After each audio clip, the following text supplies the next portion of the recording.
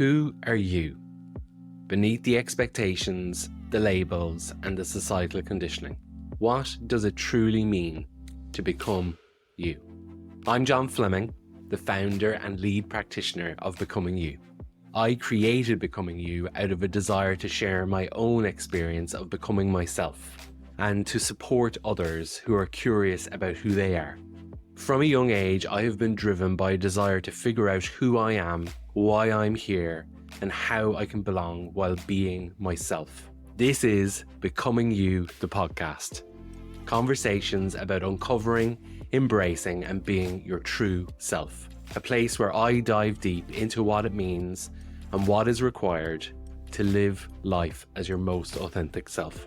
Through real, honest, and grounded conversations with professionals and people who are walking the path. If you're curious about identity, authenticity, and personal freedom, your own or others, you're in the right place. Let's dive in.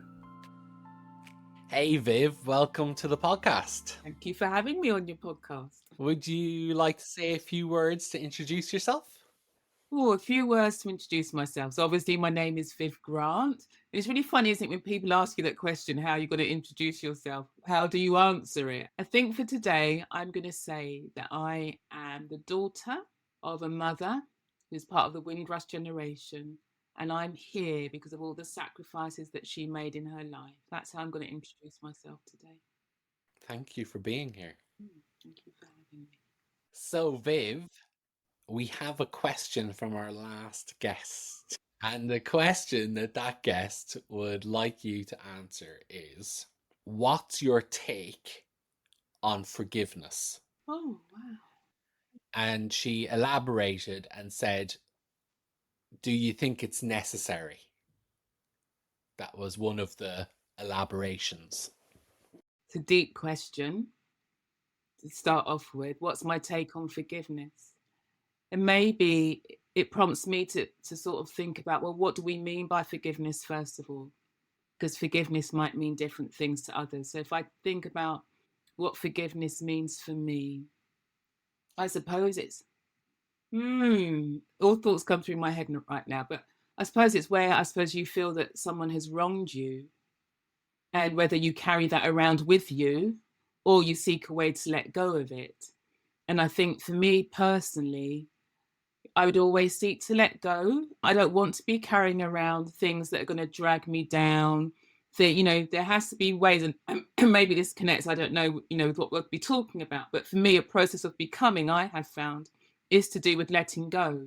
And I do feel in life, we often asked to let go of things, whether it's thoughts, ways of being, old hurts, which forgiveness requires of us in order that we can become free and become more of ourselves. So my take on forgiveness is, if I feel someone has wronged me, I think when I was younger, I probably would have been like, no, I'm going to get them back and get really eaten up with it all and everything. But as you're older, it's like, no. And sometimes they've probably even forgotten what they've done. And you're still the one carrying around this old bag of hurt. So I think for me, it would be about letting go, because I want to be free in this life. There's too much, particularly for myself as a woman of colour, that I've had to contend with. I don't want to have to contend with or carry around past hurts. So I'd be letting go. Thank you for sharing. It's all right. So Viv, like we do on these episodes, I would love to open up a space for you to share your becoming story, starting at whatever point you feel like you'd like to start off, whatever feels intuitively right now in this moment. But yeah, who are you becoming in your life? Again, another deep question, John. And it's one that I think I was forced to really ponder 2 years ago. That question of who am I becoming was really brought to the fore when August 2023, I was diagnosed with uterine serous carcinoma, which is a rare and aggressive cancer that's dominant in women of colour. And I have to say that in that process, the way I liken it now is is to, the caterpillar in the chrysalis and the imaginal cells that are broken down. But the poor caterpillar doesn't know that's what's happening. It's just broken down.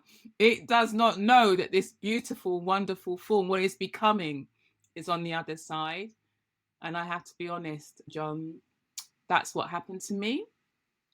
There were many times when I was diagnosed, when I had an operation, I had to have a hysterectomy, and afterwards, where I honestly felt like every single part of me was dissolving. I did not know who I was.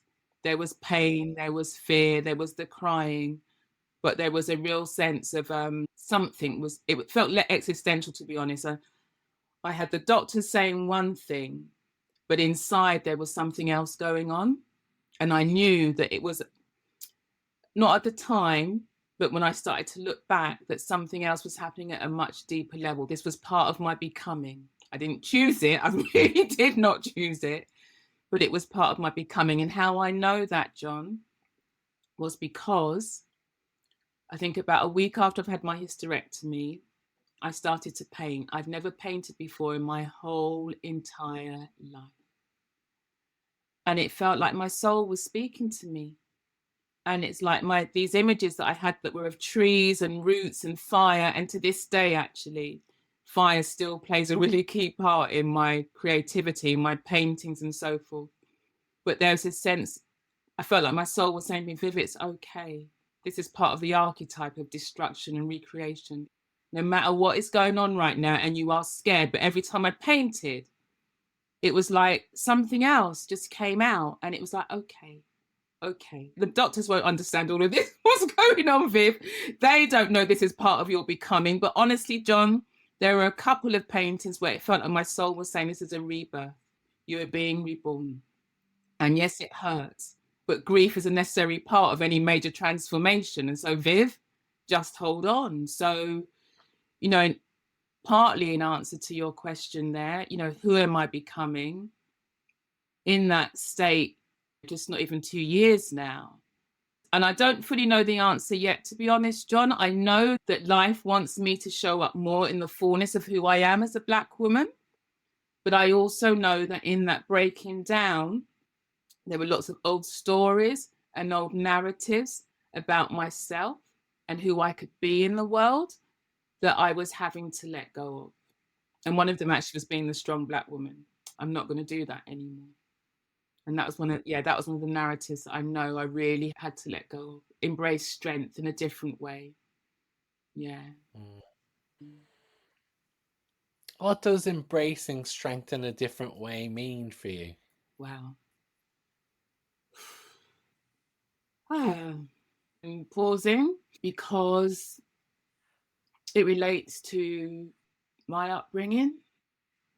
And my mum passed away just before Christmas. And my mum was amazing. She was amazing. But my mum had to be strong in a way that scared me when I was growing up.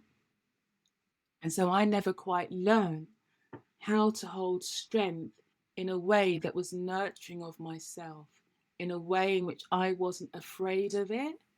Because with my mum's strength, it was all about survival. And so survival meant that she had to rule our household. And she would say she was a disciplinarian with a rod of iron. But what that means when you're a child, when you're growing up, then strength and just holding that is something to be feared. And so what I'm learning now is that actually I can hold that strength, but in a way that's nurturing, in a way in which actually, it feels okay. I feel comfortable showing up as Viv Grant, as someone who's able to hold that strength in a way that is supportive of the woman that I am becoming.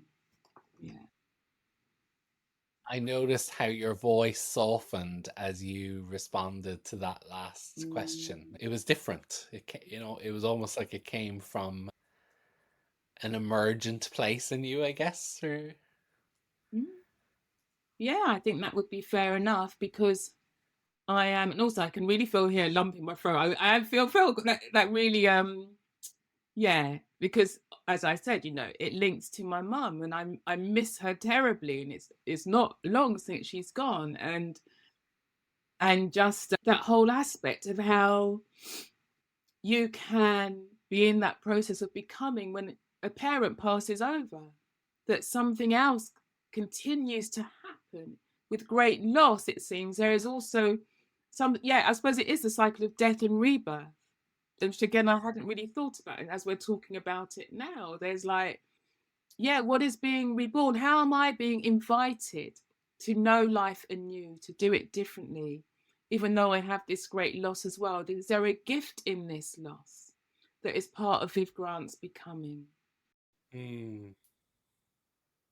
Viv, I really want to honor what you've shared, and I don't want to marshmallow you either, because that doesn't serve any purpose. But I want to honor what you've shared, because you've shared a few things there that are quite challenging for you, having an aggressive cancer and losing your mum all in the space of 2 years is a Less lot. than, less than. It's not even 2 years. Less than. Yeah.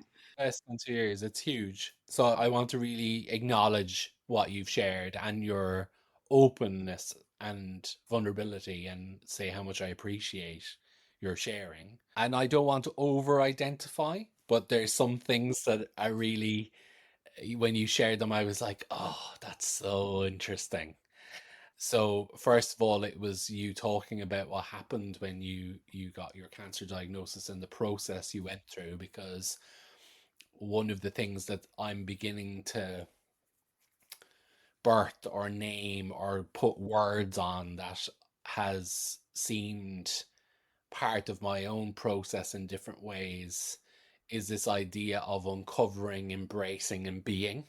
And I was just really noticing that in your share about the uncovering that needed to happen, and in the artwork, and then the embracing Mm, of being strong in a new way, and then mm, being that, mm.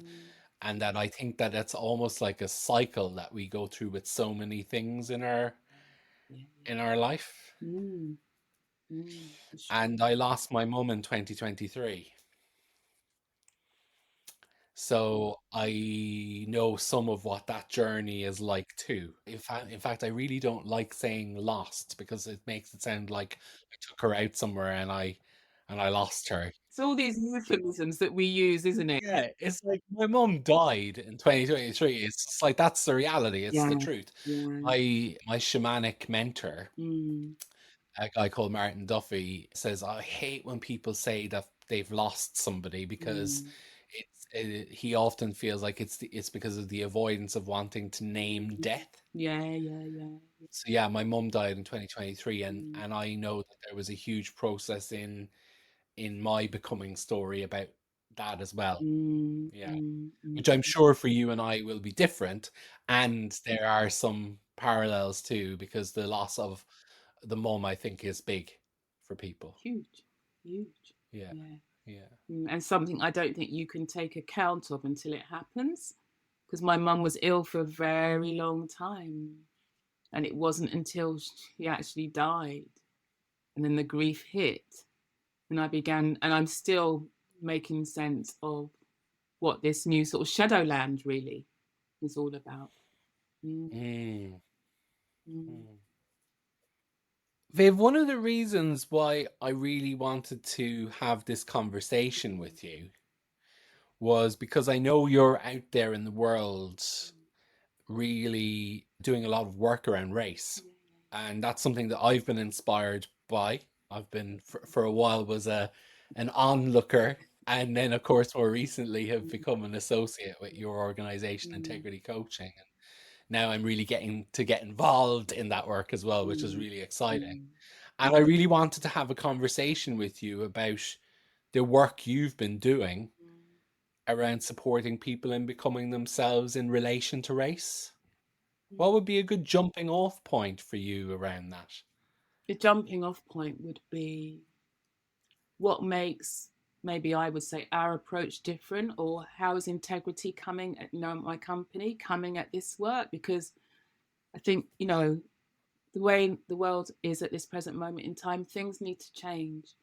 And I think where we are now is because people have intellectualized their way around racism, and it's kind of like, got all the books and everything else. But if books were the answer, you wouldn't be asking me this question, John. So it says to me, we have to approach this differently. And for integrity, I say it's the inner work. We have to do the inner work around who am I? Who are we? How do we choose to show up? How has the world in which we live shaped our own narratives around race and identity? If we can do that work, which is the vulnerable piece, because people don't really like to do that, particularly if they're leading organizations and stuff, then perhaps we can move forward.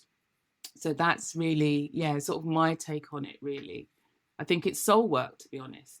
I have a good colleague who calls it soul activism. That's what she called it, soul activism, with a race lens. And I thought, I love that. I'm going to take that. I'm going to do this work differently. I'm going to do it differently. I'm really struck by what you said, that we've over intellectualized it. I haven't heard that said like that before. If I have, I didn't pay attention to the way I just have. And I'm really struck by that, because race is so intellectualized and racism is so intellectualized that often it's completely depersonalized. And part of me thinks it's deliberate. It's almost like become a norm around. So then what happens is people dance, they get lost in language, they get confused. Stay up here. Let's have the intellectual argument as to why racism does or doesn't exist, or how it impacts. And people get lost and people shut down. And I really do think part of it is deliberate, because actually, as I keep saying, the real work is here. It's the inner work. That is a defense, I feel, anyway. Keep intellectualizing, having these intellectual arguments about it. Do the inner work. And I've seen it, and I know. That's why I know. Take people to the places where they wouldn't normally go. And when you do that, change happens. Transformation, the becoming, that starts happening. But they have to be broken down in order to reach that place. And the ego doesn't like that. The ego wants things to stay as they are. Keep me, in inverted commas, safe with what I know. And I've seen, some beautiful moments of people just really, doing the vulnerable work, doing the inner work, talking about their own stories around race with people they wouldn't normally share them with. And when they do, something happens in that space in between, something happens.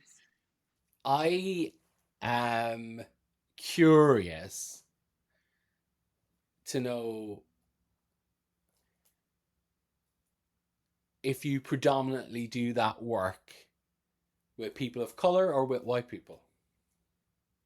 Well, because I work in the education sector, it is predominantly with white people, because I have a real passion in terms of, having been a head teacher myself. And if we look at the demographics here in the UK, so where I am based, over 90% of our school leaders are white. So therefore, they have to. No, I was going to but I do feel really passionate about it. They have to. If you're saying you're going to be a school leader and you're going to change the fortunes of the aspirations of our young people, you have to then be really clear about where your moral compass is. And you really have to say, okay, I'm going to be a champion for anti-racism. And it falls at the feet of our majority white school leaders here in the UK. They have to do that work. And I won't sort of step back from that. It is for them to do.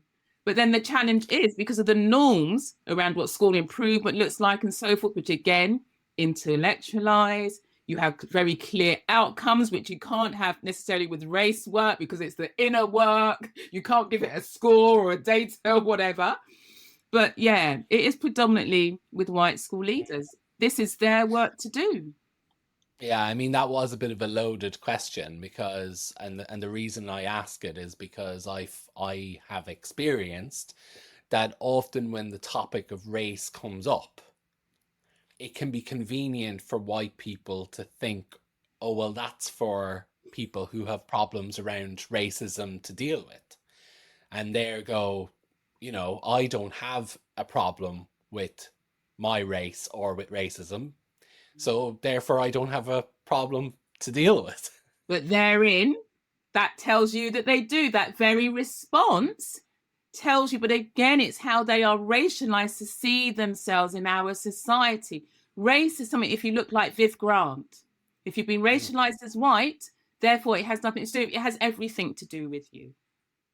And it's changing the paradigm, changing the lens that individuals can see, particularly if they're racialized as white, that yes, you are part of the solution to how we look at racism in our society. Yes.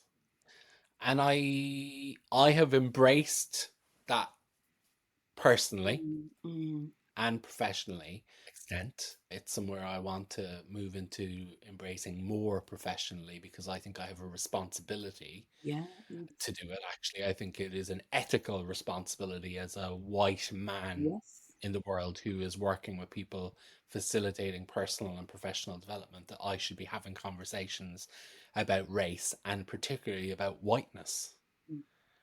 And it has profoundly changed. No, maybe not change is the right word. It's profoundly impacted my journey of me becoming me, because it has enabled me to reclaim parts of myself that I had no idea were missing.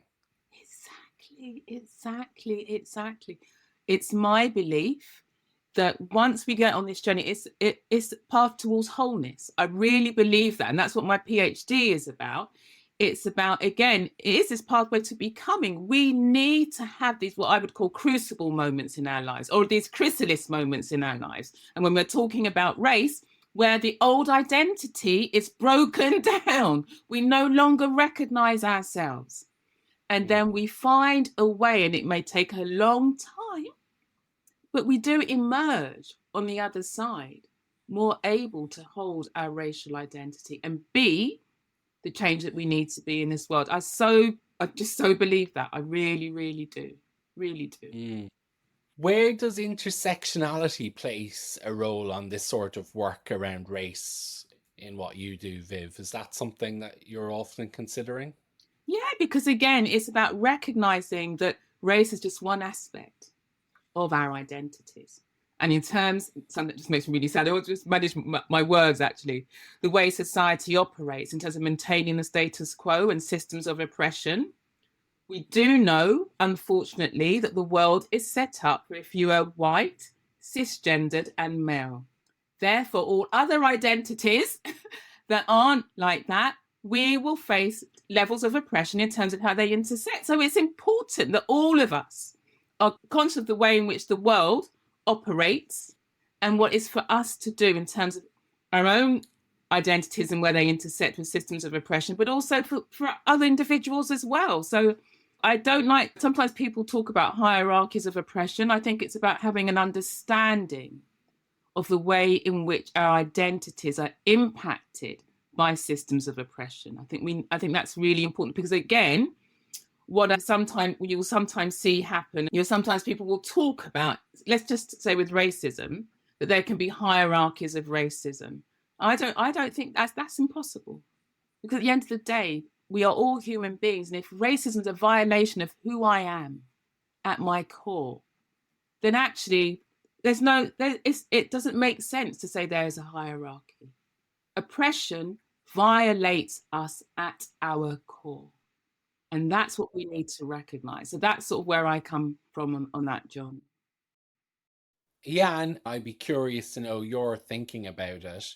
Is that whiteness is just as oppressive to white people as it is to non-white people?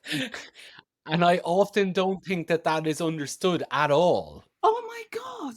I'm just trying to think, years and years and years ago, maybe it's quite an extreme example, but I was doing some work around the Truth and Reconciliation Commission in South Africa at the end of apartheid that Desmond Tutu was leading.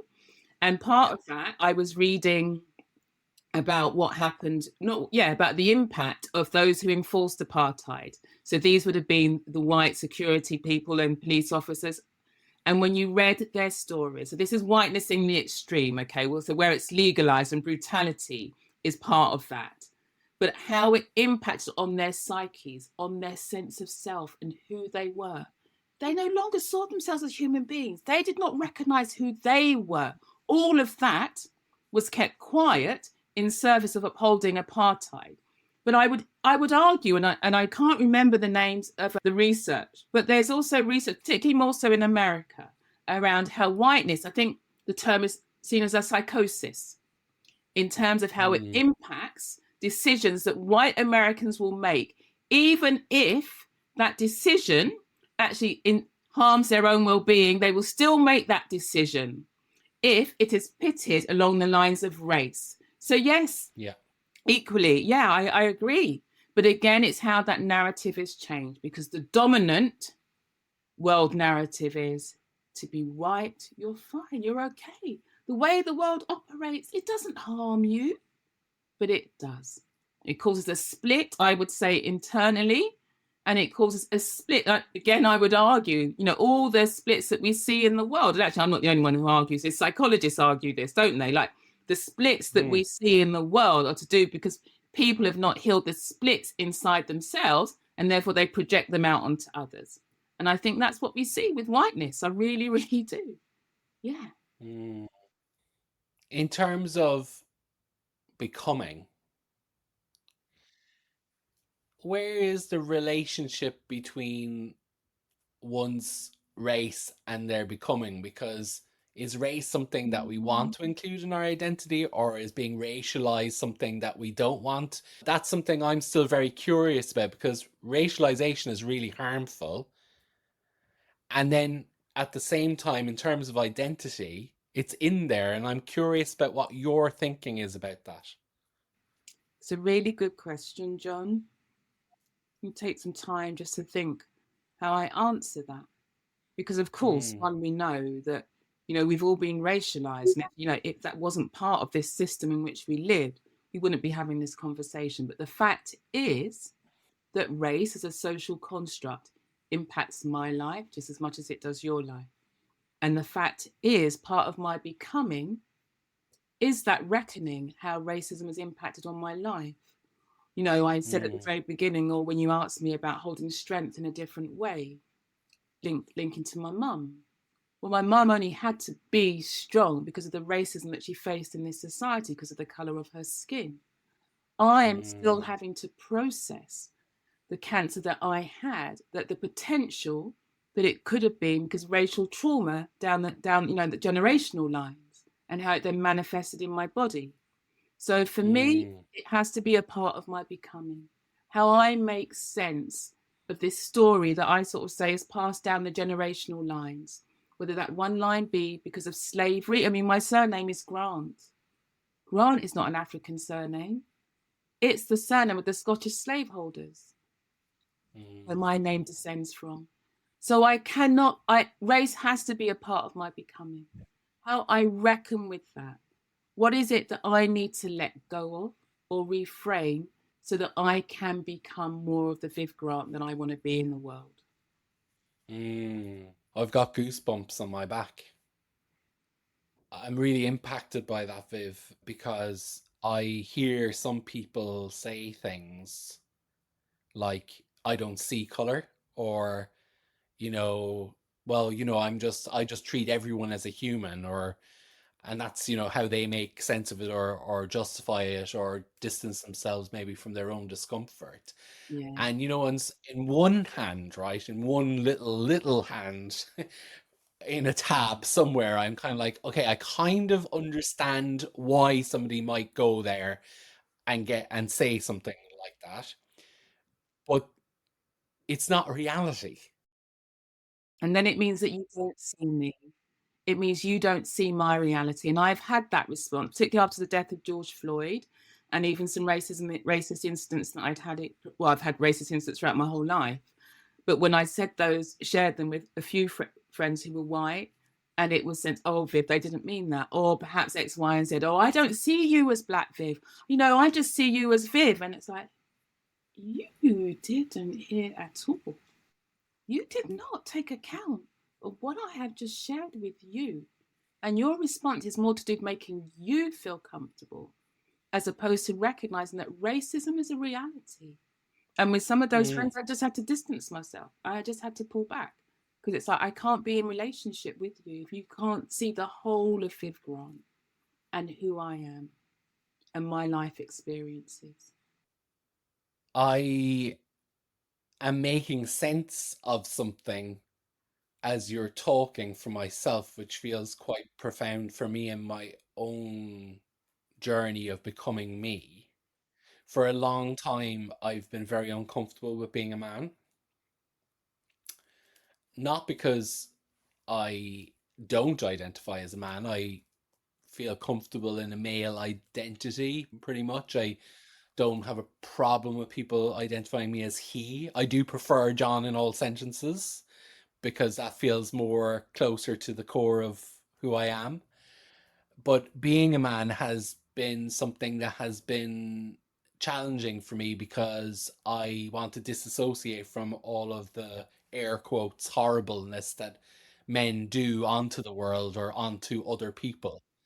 And as you were talking there and sharing what you just shared, I recognize that recently I have been identifying myself out loud as a white man. I've been saying I am a white man. And that each time I say it, I notice this kind of empowerment just slink up a little bit inside myself where I go, yeah, you are. Not as a, oh, that's something great or something to be proud of, but it's naming reality, and that it comes with a set of realities for me about being born in Western Europe, living the type of life I've lived, having the type of experiences I have, being related to in the way I get related to, because I am racialized as a white man. And if I don't own it, then I'm discounting a huge part of my reality and my lived experience. Yeah. And also, you're not allowing for integration. You're not allowing for, you said, I think you spoke earlier about parts of yourselves that you hadn't recognized. And actually, there's, oh, I can't remember her name now. There's a Black psychologist, oh, I can't remember her name. She talks about Janet Helms, race identity development, and particularly for white folks. She speaks about a stage where you can name your whiteness and actually Yes. you name it in a way that is empowering and then enables you to go out into the world and be really an advocate and anti-racist. But until you get to that point, she says, your anti-racism can be, what's the word she used, almost like performative. It doesn't really have any Yes. agency. And it's about Yes. how you then get the agency in terms of being anti-racist. Yeah. Oh, that feels so resonant to me. I remember that stage of being performative, and it was akin to what you were saying earlier about how race and racism has been intellectualized. So it was like intellectually, I knew that I needed to do something, I should be seen to do something, but I couldn't actually own my whiteness at that stage because there was still so much fragility.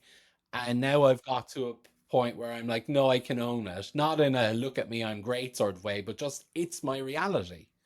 And then you make the choice, John, as to how it shapes your reality and how you show up with regards to race. Mm. Which is what I've been busy doing over the last 2 years. And I see how that gets discounted for people of color by white people very frequently when things like all lives matter or white lives matter or I don't see color, these sort of blanket statements really deny or seek to deny people of color from owning their Yeah. reality, Yeah. Yeah. Yeah. Yeah. That's right. which is just another oppressive move of Exactly. whiteness. Yeah. And to silence us. It's so intricate. It is intricate, but again, I do feel it's deliberate because we have these societal norms that come up around race. So we don't talk about race. We're polite. We don't allow for the emotion when we talk about race. So all these things, they are there around the topic. And therefore we say it's intricate because I do. I just, when you look at schools, you look at the education system, and that's part of the work that we do with our school leaders. It's like, You have to create a space for the emotion. Don't be telling me, you see how don't be telling me that race is not an emotive subject. Do not try and discuss it within an academic framework. It won't work.